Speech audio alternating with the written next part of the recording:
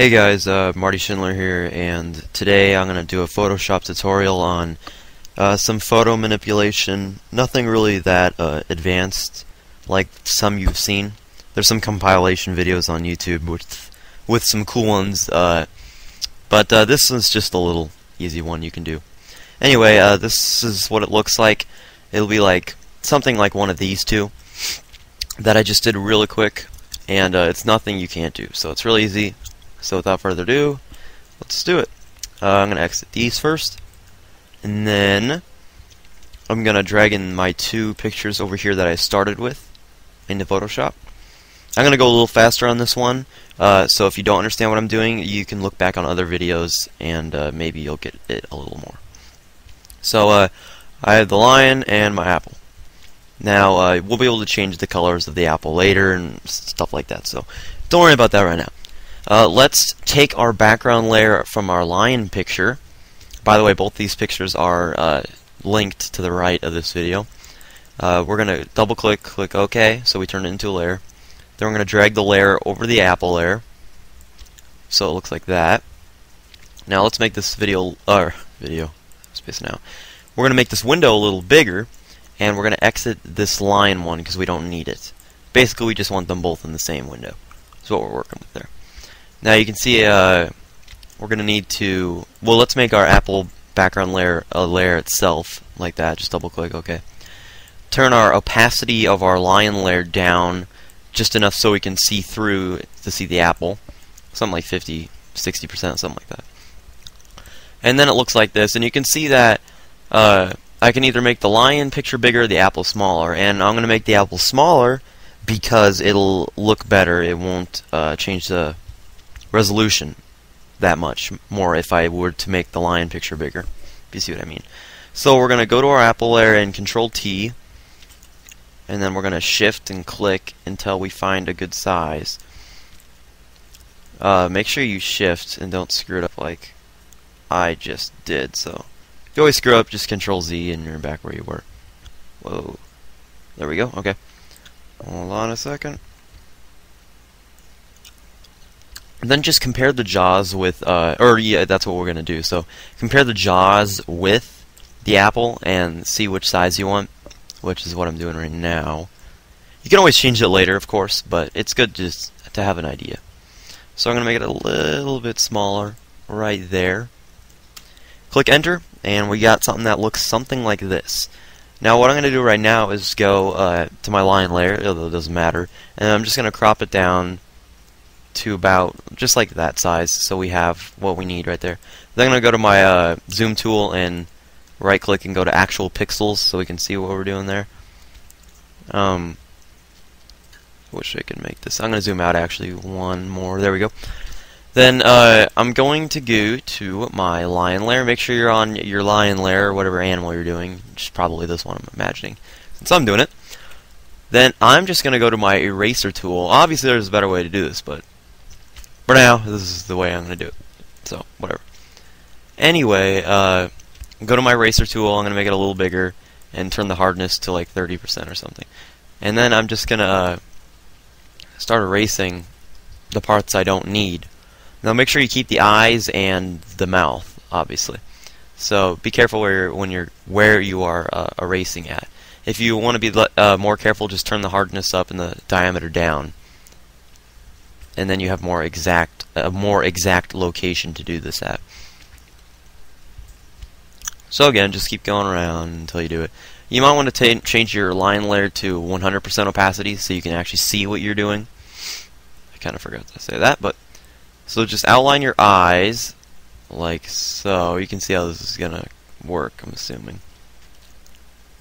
And I'm going to turn my hardness down quite a bit to get more of a feathered thing. I could probably just feather this in the first place, but you know, to make it a little easier on some beginner people, this is an easy way to do it.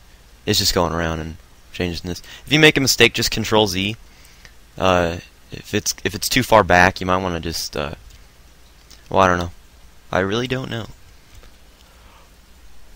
So this is taking a bit, and I'm sure you're getting impatient.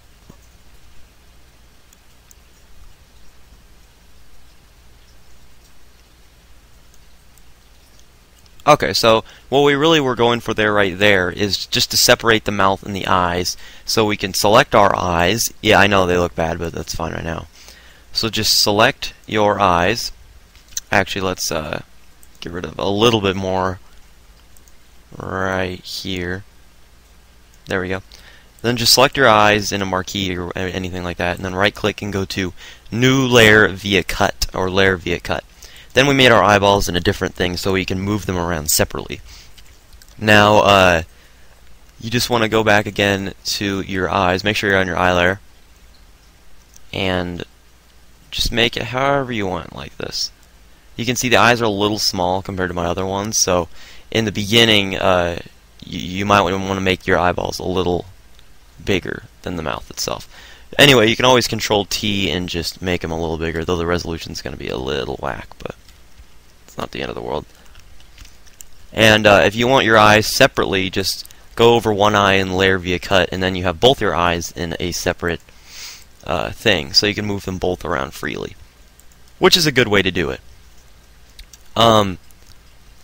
Now you can see there's a little bit attached to my eyes. If I move it around, you can barely see. So if you want to change your layer to dissolve, you can see the parts where you need to erase. It's a good way to tell if there's any like specks in there you don't need or anything like that. Otherwise, it's gonna get in the way of your picture a little bit. Not that much, but to an extent. I'm gonna put my layer back on normal. Sorry if I'm going a little fast. On your eye layer, you can change the options right here by this drop-down menu and dissolve, and you can see which parts you have to erase. That's basically what I meant. So I'm going to go back to normal now, and my eyes obviously look very stupid at the moment, but I'm going to put them up and move them around a tiny bit. Then we got to work on the mouth a little bit more, and find my eraser. Now I'm going to make sure my feather's pretty big right there. Or my hardness is down, rather, if you want to say it that way. And that way it looks a little better when you go around it like this. I'm just going around with the brush right now, around the mouth, and making it look a little more blended. Again, a very easy way to blend stuff just like that. And if I have some little spare time here, I'm just going to, whoa, there we go. Don't want to delete the eye entirely, you know. And then I'm going to draw around the pupil. Like that. Okay, cool. So we got both of our things right there, or three things if you want to say it that way. And what I'm going to do now is go to our mouth layer, go to our drop-down menu. Now you can do this one of two ways. You can go to the drop-down menu and keep it on normal, and that's fine. You can experiment with some. I guess there's three ways actually. You can experiment with some, and that's cool with me obviously. And the one I've been using is hard light, and that gives it a cool look right there if you can see. So drop-down menu on layers menu and go to hard light. You can do that for both of your eyes as well, and it just makes it blend in more with the apple itself. You can see my right eye looks kind of messed up, so if I wanted to I could just keep it on normal, which is what I'm gonna do. And you can see we got a cool look right here. Now what I can do is I'm gonna right click my first eye layer and merge down so both my eyes are in one layer again, and I'm going to keep it like that, just so it's three layers. And I'm going to go to my apple layer last. So there's three layers.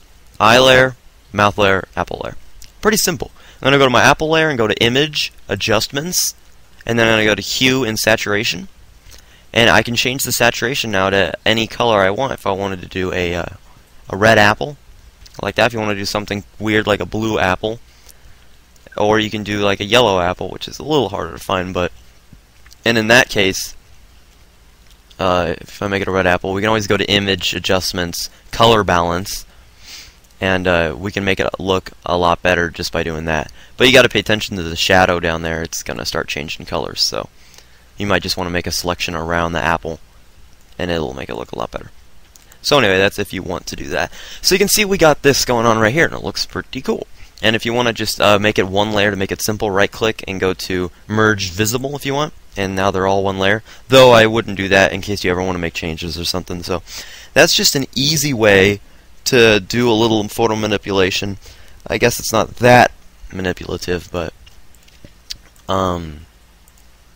yeah, you can always change it around and lower the opacity of certain layers to make it blend a little more.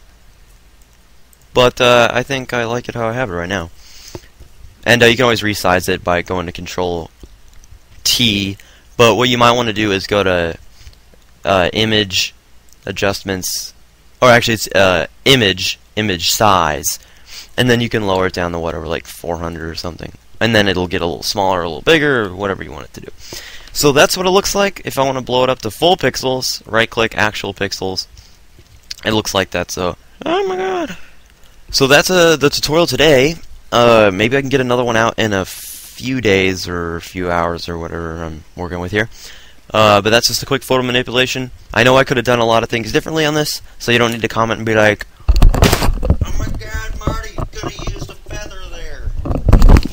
But, you know, I mean, it's just a different way to do it, I guess. So, I'm Marty Schindler, and I hope you enjoyed this tutorial.